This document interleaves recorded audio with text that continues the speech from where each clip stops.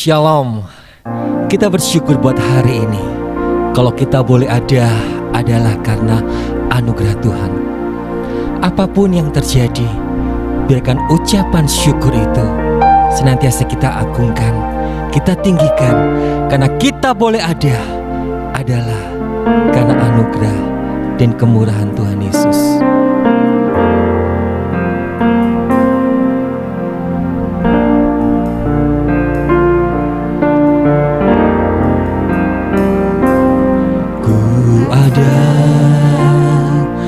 Sebab anugerah-Mu, ku ada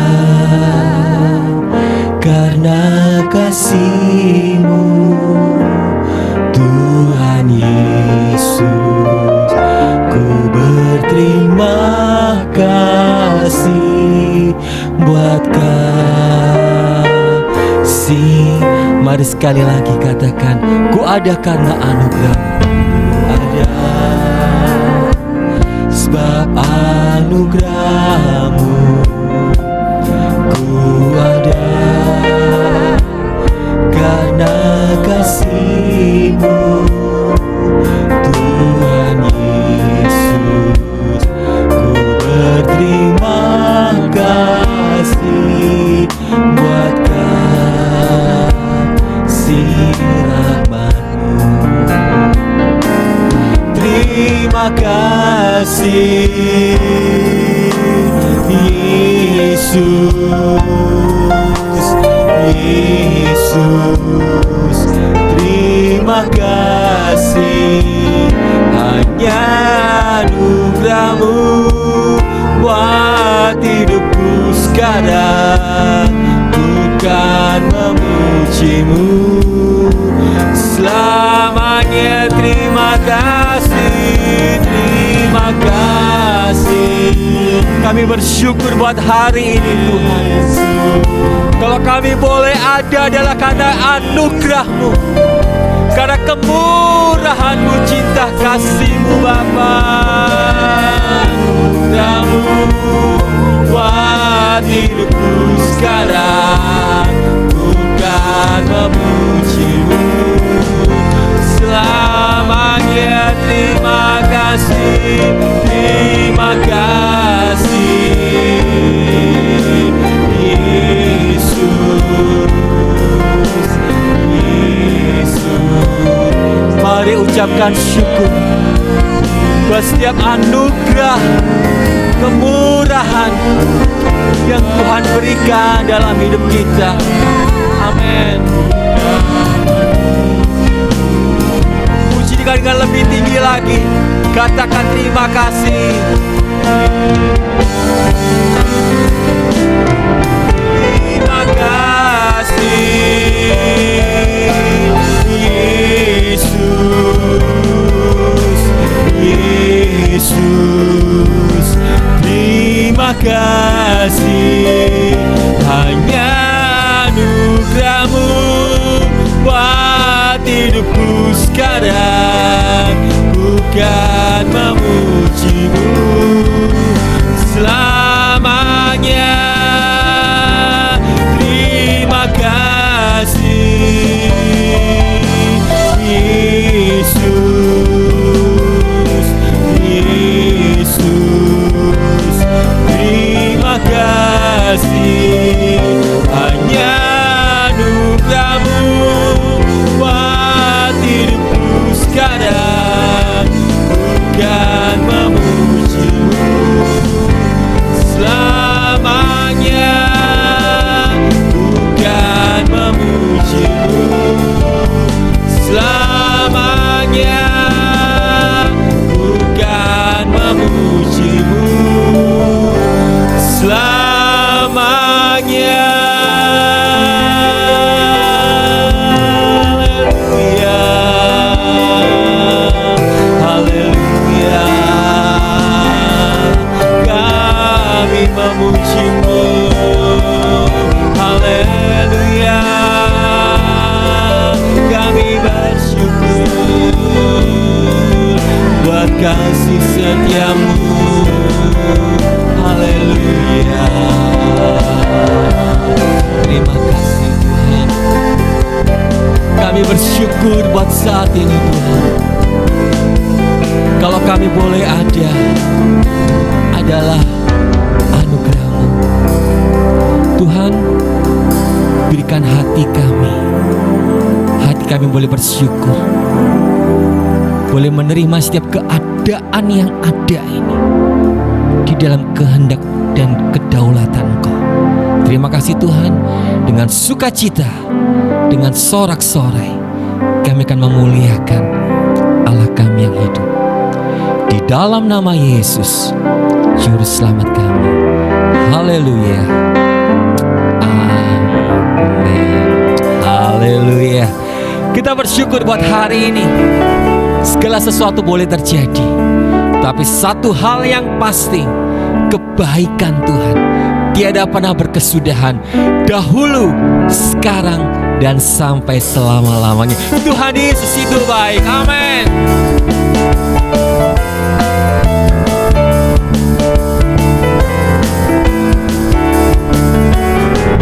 Sama-sama ayo katakan. Tiada berkesudahan kasih setiamu Tuhan, selalu baru rahmat-Mu bagiku. Hari berganti hari, tetap kulihat kasih-Mu, tak pernah berakhir di hidupku.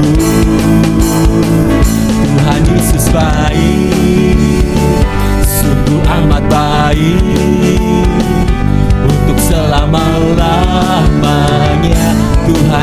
Tuhan itu baik, Tuhan Yesus baik, sungguh amat baik, untuk selama-lamanya. Tuhan Yesus baik.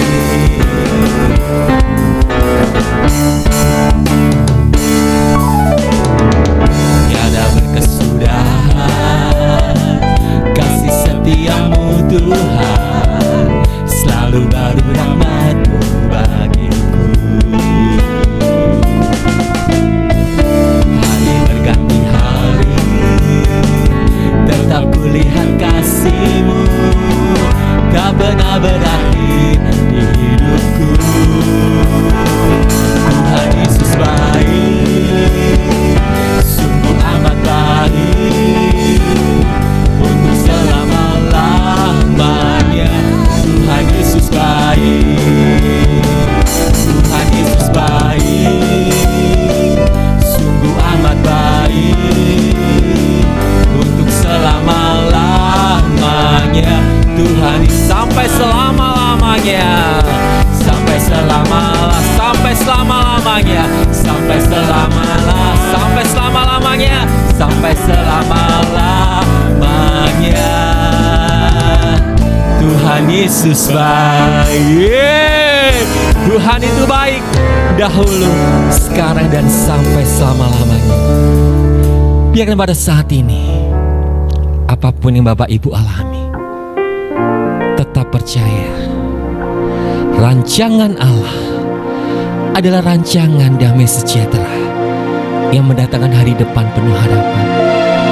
Tetap percaya, yakinlah, kuasanya nyata dalam hidup kita.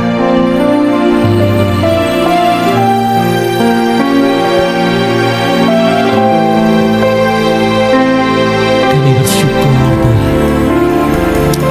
Amin.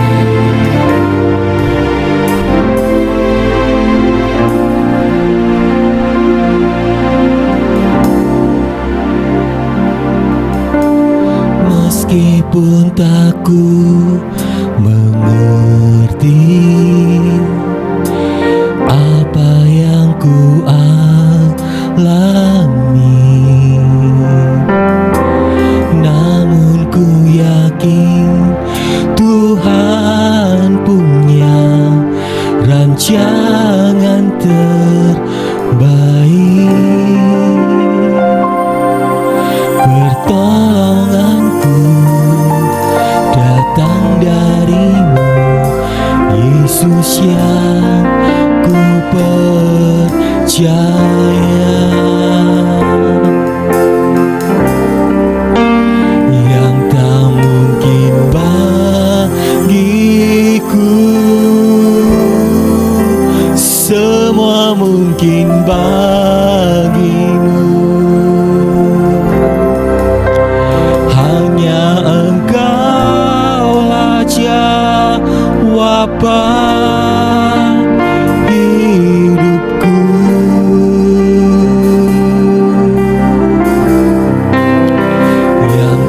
pernah ku lihat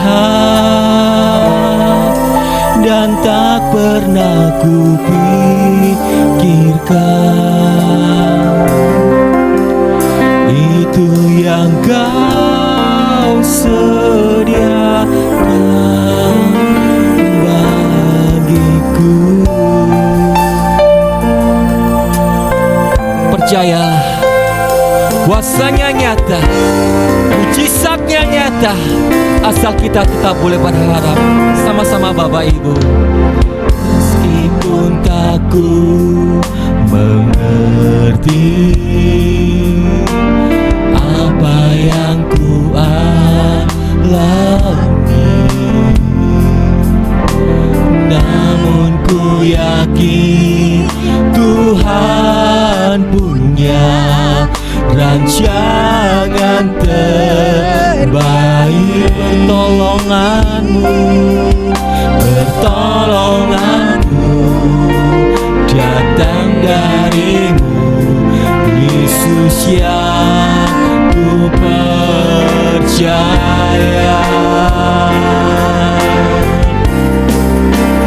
Yang tak mungkin bagiku,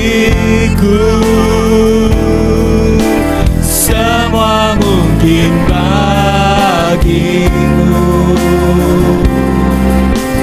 Hanya Engkaulah jawaban hidupku yang tak pernah ku lihat dan tak pernah ku pikirkan. Itu yang Kau sediakan bagiku.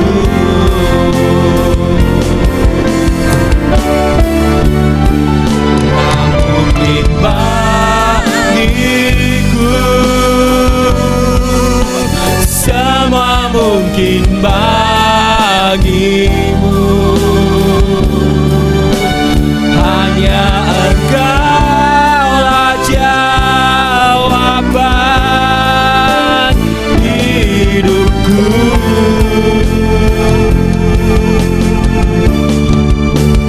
Yang tak pernah ku lihat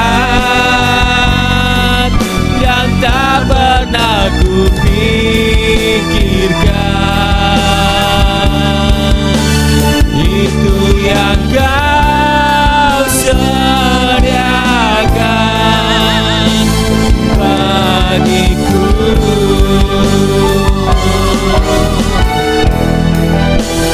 Itu yang Kau sediakan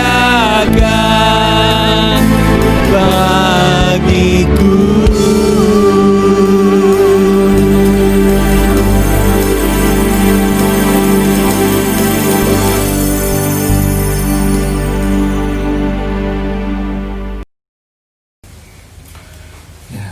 Baik, puji Tuhan, Bapak Ibu Saudara dikasih Tuhan, kita sudah memuji Tuhan.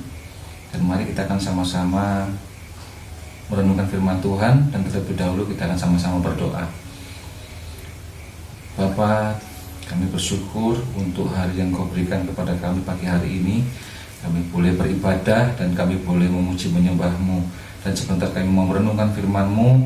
Mari Roh Kudus pimpin kami supaya apa yang kami dengar boleh menjadi berkat bagi kami semua, memberikan kekuatan untuk kami boleh menghadapi segala sesuatunya bersama dengan-Mu Tuhan. Roh Kudus mampukan kami untuk kami boleh menjadi pelaku-pelaku firman-Mu. Di dalam nama Tuhan Yesus Kristus kami sambut firman-Mu. Haleluya, amin.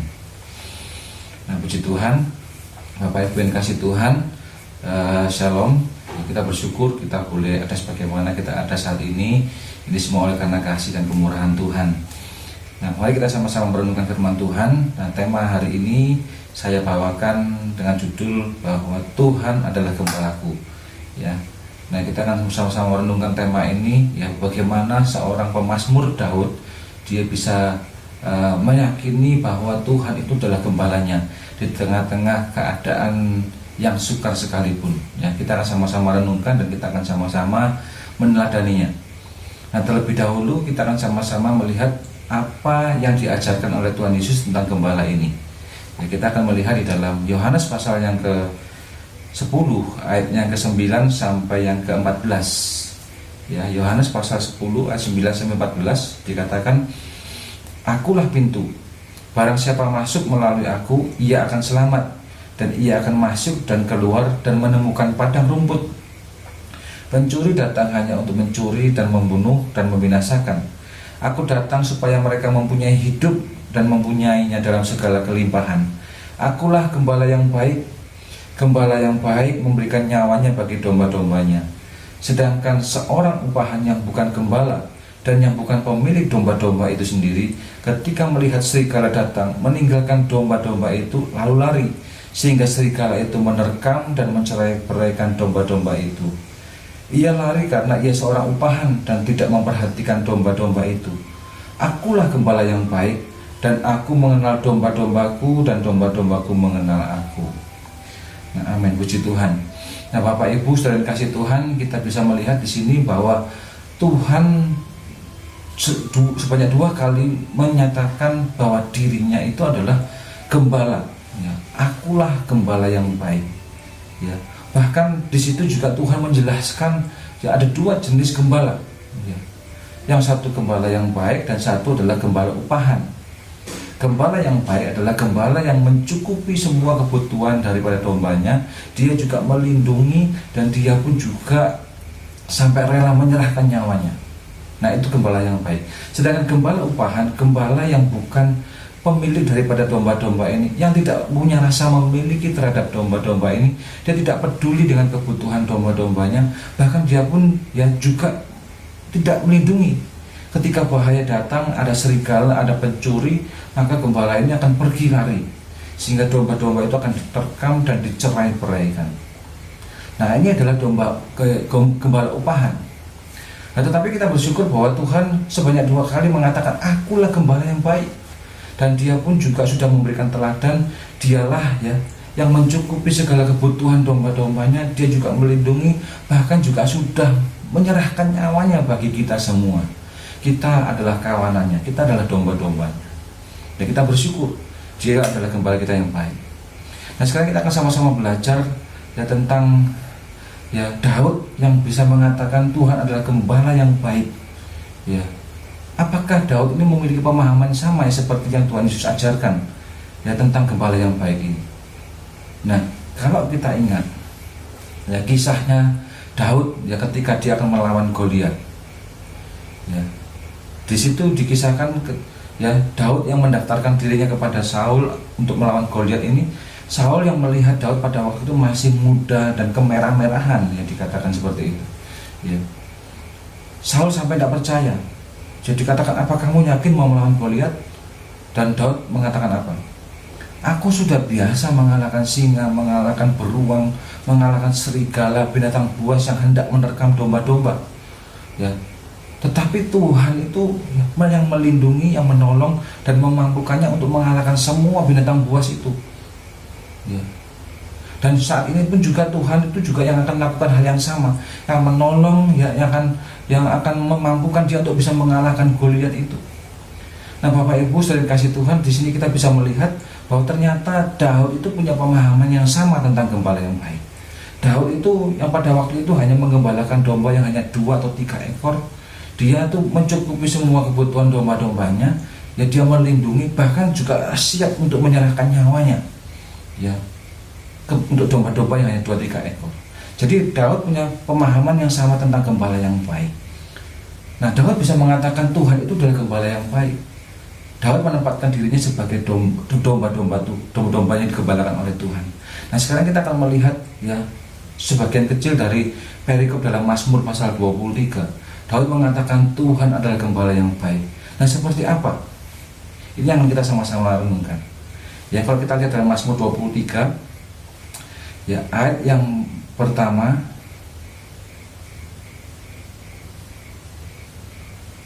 ya di sana dikatakan Tuhan adalah gembalaku, takkan kekurangan aku. Ya. Dalam bahasa aslinya lebih tepat yaitu Tuhan yang memelihara. Jadi ayat ini berkata seperti ini, aku tidak butuh apa-apa, karena gembalaku lah itu yang menyediakan semua kebutuhanku. Jadi Daud ini benar-benar menempatkan dirinya sebagai domba yang makhluk yang lemah, makhluk yang tidak bisa tanpa gembalanya, tidak bisa hidup tanpa gembalanya, tidak berdaya tanpa gembalanya. Semuanya bergantung sepenuhnya kepada gembalanya. Ya. Nah, kita akan lihat di ayat berikutnya lebih jelas lagi tentang domba ini. Di ayat kedua, dikatakan, ia membaringkan aku di padang yang berumput hijau, ia membimbing aku ke air yang tenang. Jadi di sini ya, ayat ini mengatakan bahwa gembala itulah yang membaringkan, gembala itulah yang menuntun, yang membimbing, sehingga domba-domba ini boleh merasakan kepuasan, kelegaan, ya, bisa merasakan tenang, damai sejahtera. Nah, saudara, jangan dibayangkan ayat ini dikatakan ia membaringkan di padang yang berumput.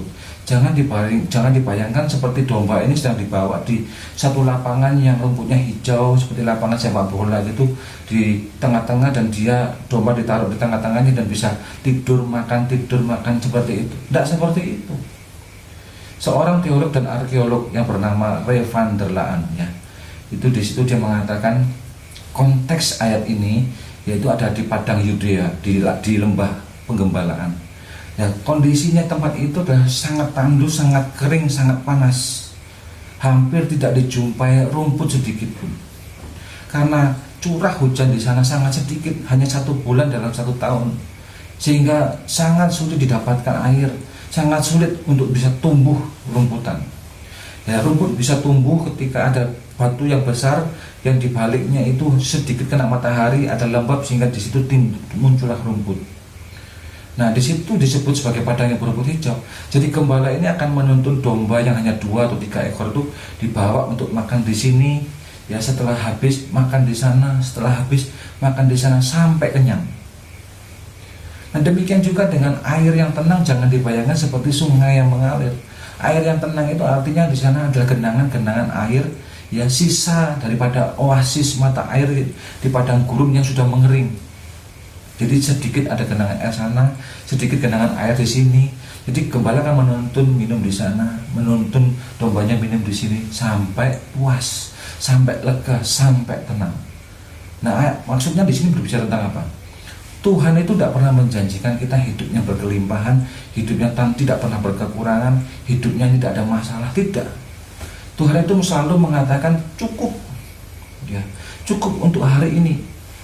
Kita ingat doa Bapa kami, berkatilah makanan minuman kami pada hari ini. Ya. Markus 6 ayat 34 katakan, jangan engkau khawatir akan hari esok. Hari esok ada kesusahannya sendiri, tetapi hari ini ada kesusahan sendiri. Oh ya, oleh karena itu setiap hari itu kita harus terus bergantung dan berharap kepada Tuhan. Ya. Nah, jadi gembala itu, ya, Tuhan itulah yang membaringkan, yang menuntun, sehingga kita bisa merasakan kepuasan, kita bisa merasakan kelegaan, damai sejahtera, ketenangan. Nah, bagaimana kita bisa merasakan kepuasan? Dengan perenungan firman Tuhan setiap hari. Bagaimana kita bisa merasakan damai sejahtera? Dengan apa? Dengan kita ada penyembahan setiap hari, doa-doa penyembahan yang kita naikkan setiap hari. Ya, kita bisa merasakan damai sejahtera ketika kita ada dalam hadirat Tuhan. Ya, oleh karena itu, ketika dihadapkan dengan tantangan kesukaran, maka jangan tinggalkan persekutuan dengan Tuhan. Kita harus setiap hari punya, ya, kedekatan dengan Tuhan, persekutuan dengan Tuhan, perenungan firman Tuhan setiap hari, doa setiap hari. Ini yang bisa memberikan kita kekuatan. Berkat-berkat Tuhan dicurahkan setiap hari, ya, kepada kita. Berkat-berkat ini bukan hanya berbicara mengenai jasmani, tetapi juga yang rohani, ya, ketenangan, ya, kepuasan batin dan ketenangan, ya, damai sejahtera dalam hati, ketenangan hati. Ini yang paling penting. Nah, kemudian di ayat berikutnya, di ayatnya keempat, kita lompat. Sekalipun aku berjalan dalam lembah kekelaman, aku tidak takut bahaya. Jadi domba ini, Daud ini mengatakan bahwa ketika dia jalan di lembah kekelaman sekalipun dia tidak takut bahaya.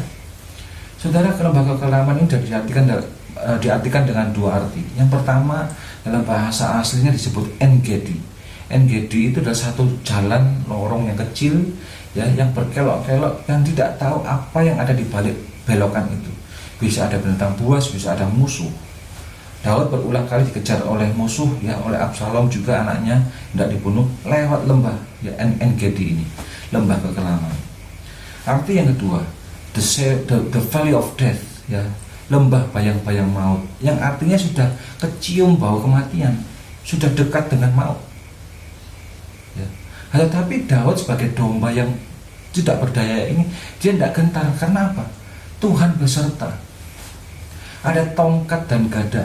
Ya, dikatakan ada tongkat dan gada yang menghibur aku. Tongkat dan gada. Gembala kalau menggembalakan selalu bawa tongkat dan gada. Domba kalau lihat gembala bawa tongkat dan gada, maka dia tidak akan takut, dia akan terhibur. Karena tongkat dan gada bukan untuk memukul domba, tetapi untuk apa? Memukul serigala, memukul binatang buas. Nah, ini berbicara apa? Kalau kita mau selamat, ya, di tengah-tengah kesukaran, serigala itu ibaratnya musuh kita. Dia tidak takut domba, dia tidak takut manusia, tapi dia takut sama gembala. Nah, kalau kita mau selamat, maka kita harus dekat dengan gembala kita yang baik, Tuhan kita Yesus Kristus.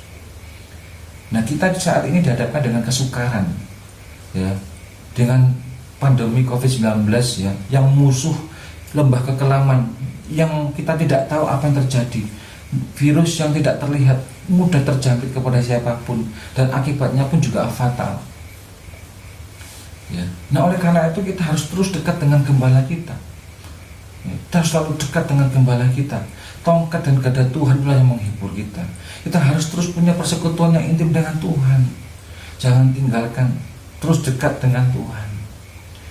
Ya, terus percaya, terus berharap, terus bersekutu. Ya, maka seperti janji-janji Tuhan di ayat terakhir, ya, kebajikan dan kemurahan Tuhan akan mengikuti kita sepanjang umur hidup kita. Amin. Ya, ini perenungan firman Tuhan yang bisa saya sampaikan. Kiranya beliau menjadi berkat, menjadi kekuatan bagi kita untuk kita terus menghadapi hidup ini bersama dengan Tuhan. Tuhan Yesus memberkati. Mari kita berdoa. Bapa, terima kasih, Tuhan berkati setiap jemaat Tuhan dimanapun hamba-hambamu berada, jemaat Tuhan berada di rumah mereka masing-masing, di pekerjaan, di dalam kota, luar kota. Tuhan berkati setiap pendengar, pemirsa. Tuhan berkati supaya mereka pun juga dimampukan menjadi pelaku firman Tuhan. Hidup mereka menghadapi kesulitan, kesukaran tidak goyah, tetapi semakin dekat dengan Engkau, selalu bersama dengan Engkau, punya persekutuan yang erat dengan Engkau Tuhan, sehingga mereka boleh menjadi, oh Tuhan, hamba-hambamu yang kuat Tuhan, dan terus meyakini Engkau sebagai Tuhan dan Gembala yang baik. Terima kasih Tuhan, dalam nama Tuhan Yesus Kristus kami serahkan semuanya. Haleluya, amin.